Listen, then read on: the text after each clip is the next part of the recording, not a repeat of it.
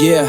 ពលឺអាការៈចែងចាំងក្នុងទីក្រុងនេះអាការៈចែងចាំងក្នុងទីក្រុងនេះមិនមែនត្រឹមសលាតែជាកលឹកជីវិត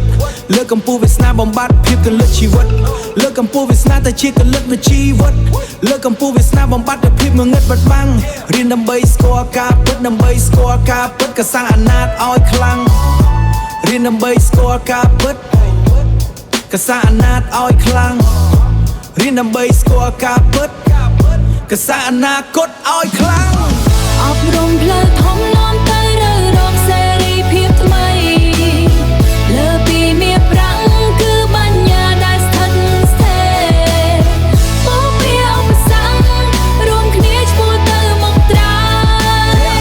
ពីដីដល់មេចំណេះដឹងជាស្ពានឆ្លងកាត់បំបែកដែលដឹងជាស្ពានឆ្លងកាត់បំបែករបាំងភ័យខ្លាចបង្ហាញផ្លូវដែលប្រសើរ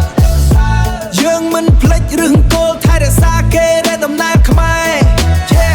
តែយើងក៏រៀនបោះជំហានថែរក្សាគេសម័យកាលដែរតែយើងក៏រៀនបោះជំហាន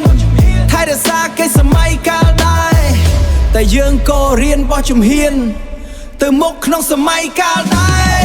អប់រំផ្លូវធំនាំទៅរកសេរីភាពថ្មីលើពីមាសប្រាំងគឺបញ្ញាដែលស្ថិតស្ថេរពោពីឧបសគ្គរួមគ្នាឆ្ពោះទៅមុខត្រើយកុំឲ្យឧបសគ្គមកបំបាក់យើងអាចធ្វើបានយើងត្រូវតែរៀនយើងត្រូវតែរៀនអប់រំផ្លូវធំនាំទៅរកសេរីភាពថ្មីលើពីមាសប្រាំងគឺបញ្ញាដែលស្ថិតស្ថេរពោពីឧបសគ្គរួមគ្នាឆ្ពោះទៅមុខត្រើយចំណេះដឹងជាអំណាចពិតប្រាកដទៅមុខកូនខ្មែរ